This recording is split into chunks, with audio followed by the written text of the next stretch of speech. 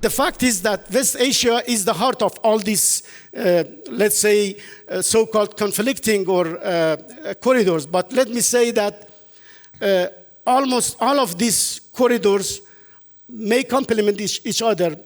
There are few corridors which may have not focused on the issue of geo-economic or economic, let's say, advantages, but having some kind of political aspirations.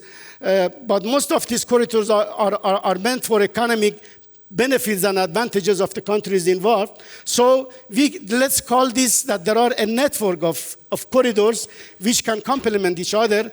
And in this network of corridors, Iran being in the heart of connecting as a natural bridge between East and West and North and South, can act as the center of this network of connectivity.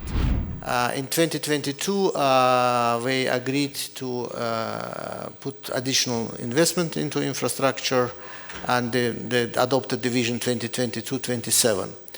There is another project, Belt and Road Initiative from China, which is also going from east to west. And now European Union also decided to invest in this middle corridor. We call it Global Gateway, with 10 billion pledge from Brussels. So that means this is something new. I know there is some skepticism about middle corridor, and let me address that from the beginning. And cheapest way is currently the North Corridor, the Trans-Siberian, which is of course affected because of the conflict between Russia and Ukraine. Now, I think also that every corridor signifies the interests of the countries involved within this corridor.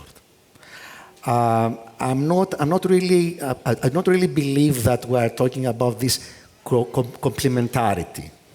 We have, definitely we can have a competitional cooperation. Mm-hmm.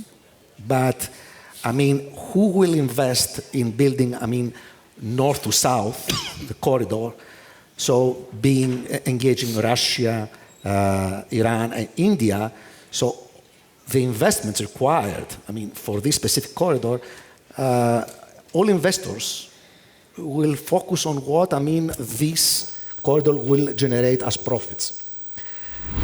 So, and when we look at these possibilities, we should think about the second aspect.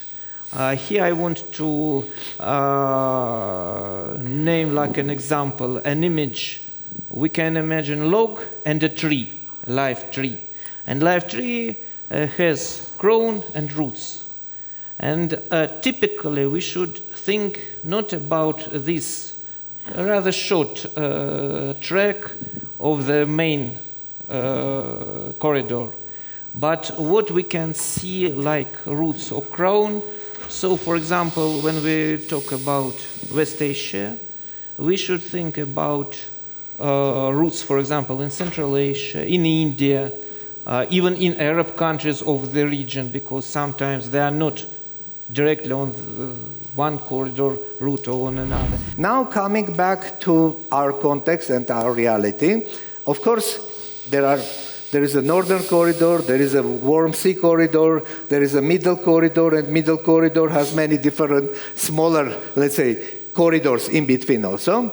Armenia, the way the value proposition we come to this audience and many other audiences we are trying to present is this crossroad of peace. And this is more or less similar to the idea we had time ago in Afghanistan, which was from the landlocked to land bridge. We are a landlocked country, but landlocked country means also be a land bridge country. So the idea that Armenia being separated from the seas, but can connect, let's say, Iran through Armenia, through Georgia to Black Sea, can connect eventually, if our negotiations and discussions with Azerbaijan come to successful conclusion, we go through Azerbaijan, Armenia to Russia, for example, or Armenia-Turkey. If the border between Armenia and Turkey start functioning, it comes some flow of goods goes through Armenia to Mediterranean Sea.